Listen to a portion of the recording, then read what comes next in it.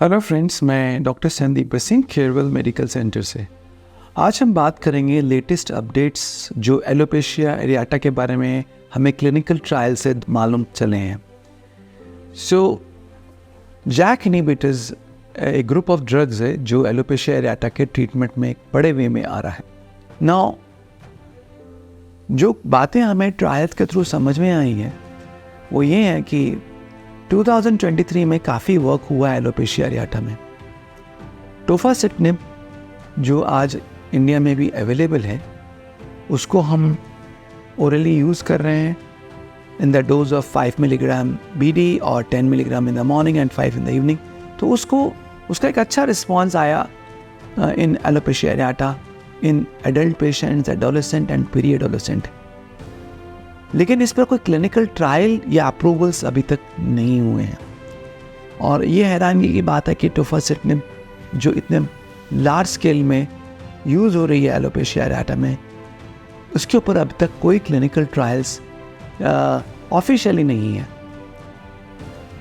On the contrary 2023 में 2 drugs के ऊपर ट्रायल्स हुए हैं, 2 ड्रग्स ट्रेल अप्रूव भी हुए हैं for the treatment of alopecia areata. One of them is baricitinib जो ओल्यूमिनेंट के नाम से अब अवेलेबल है and the second is ritlecitinib. Ritlecitinib हमारे पास अवेलेबल है एंड लिटफ्लो के नाम से ये अब अवेलेबल है। The trade name is Litfulo. So Litfulo and Olumiant are 2 drugs जो एलोपेशिया एरियाटा में आज अवेलेबल है। एक चीज़ जो हम आप सबसे शेयर करना चाहेंगे कि कुछ टाइम पहले एक मेडिसिन थी रिलॉक्सिटिनिब, चर्चा में आ रहा था, इंटरनेट पे काफ़ी सारे इसके ऊपर न्यूज़ थी कि रिलॉक्सिटिनिब एलोपेशिया एरियाटा में काफ़ी सक्सेसफुल हो सकती है एंड ये इसको ट्रीट करने में हेल्पफुल हो सकती है। तो क्या पाया गया जो स्टडीज़ के अंदर कि 1.5% रिलॉक्सिटिनिब अगर आपने टॉपिकली यूज़ करी, क्रीम के फॉर्म में यूज़ करी, तो एलोपेशिया एरियाटा में इसके रिजल्ट्स वर नॉट गुड।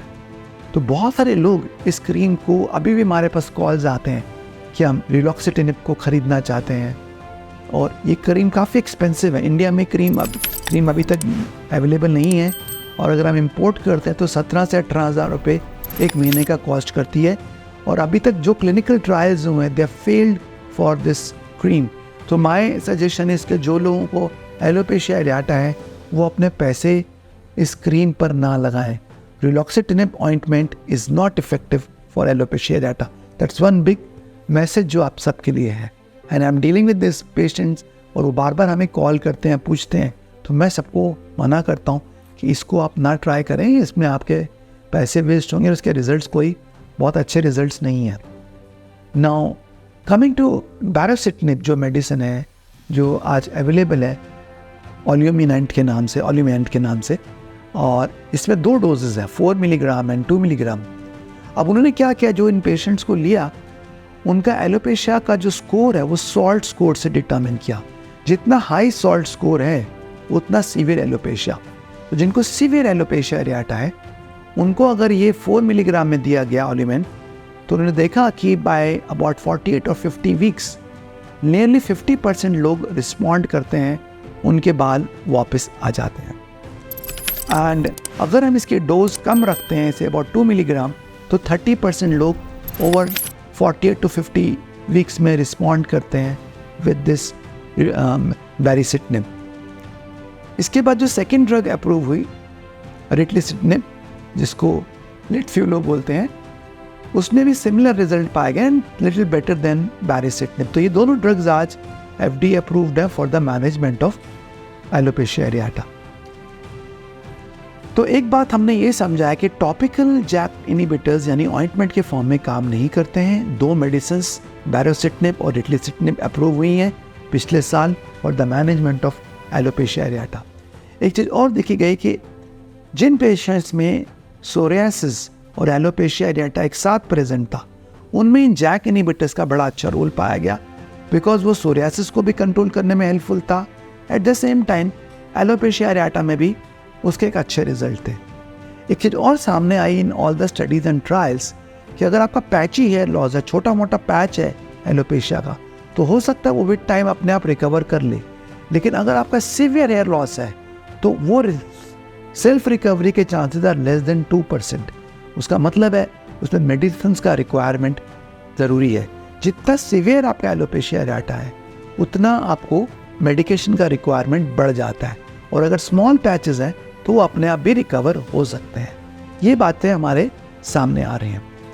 एक चीज़ और देखा गया कि जब हम पैरासिटामोल को देते हैं 4 मिलीग्राम में, और लगभग 50% लोग रिस्पॉन्ड कर जाते हैं with this treatment in about 52 to 54 weeks. उसके बाद अगर हम उस डोज को मेंटेन रखते हैं तो वो रिजल्ट लगभग 90 to 100% तक बने रहते हैं। लेकिन अगर हम डोज कम कर देते हैं, 2 मिलीग्राम पे ले आते हैं, तो फिर वो रिस्पॉन्स कम होने लगता है। तो 50% लोग अपने बालों को दोबारा से खो देते हैं। इसका मतलब अगर हमको एलोपेशिया एरियाटा में रिस्पॉन्स मिला है विद द मेडिसिन, तो राइट डोज ऑफ मेडिसिन जो भी हम जैक इनहिबिटर्स दे रहे हैं उसकी डोज हमें एकदम कम नहीं करनी चाहिए। वो मेडिसिन को 1 साल 2 साल तक मेंटेन करना बहुत ज़रूरी है to maintain the result, otherwise you can lose your results. So very important to prolong the treatment. और ये चीज़ विटलिगो में भी हम देखते हैं कि अगर हम अपनी मेडिसिन को बंद कर देते हैं when the colour comes, we against the vitiligo can come back again. तो ये सब ऑटोइम्यून डिजीजेज में आपको इम्यूनोसप्रेशन का राइट डोज को, राइट मेडिसिन को राइट डोज में लेना ज़रूरी होता है to avoid this diseases from coming back. These are new updates जो हमको समझ में आ रहे हैं, जिनको हम समझ रहे हैं एंड यूटिलाइज कर रहे हैं टू गेट बेटर रिजल्ट्स। एक और मेडिसिन है जो अब अप्रूव होने वाली है एलोपेशिया एरियाटा के लिए, आई थिंक 2024 में शायद अप्रूव हो जाए। उसको बोलते हैं ड्यूरोक्सोलिटिनिम। तो ये न्यू मेडिसिन है जो अब अप्रूवल के लिए वेट कर रही है, एंड लेट्स सी इस साल इसका क्या आता है। एंड एलोपेशिया एरियाटा के पेशेंट में व्हाट आई हैव सीन कि जब हम इनमें जैक इनहिबिटर्स देते हैं तो ओरल मिनॉक्सिडिल बहुत अच्छा काम करती है इनमें कॉम्बिनेशन में। स्पेशली अगर सीवियर हेयर लॉस है तो टॉपिकल से बेटर ओरल मिनॉक्सिडिल अच्छा काम करती है to improve the hair growth. तो इन सब फाइंडिंग के साथ आज हम कह सकते हैं कि एलोपेशिया एरियाटा के लिए काफ़ी सारी नई मेडिसिन सब अवेलेबल हैं। अगर आप टाइमली और जल्दी ट्रीटमेंट शुरू करते हैं तो चांसेस हैं कि आपके रिज़ल्ट अच्छे आ सकते हैं और लंबे टाइम तक आप इन रिज़ल्ट्स को मेंटेन कर सकते हैं। Thank you friends.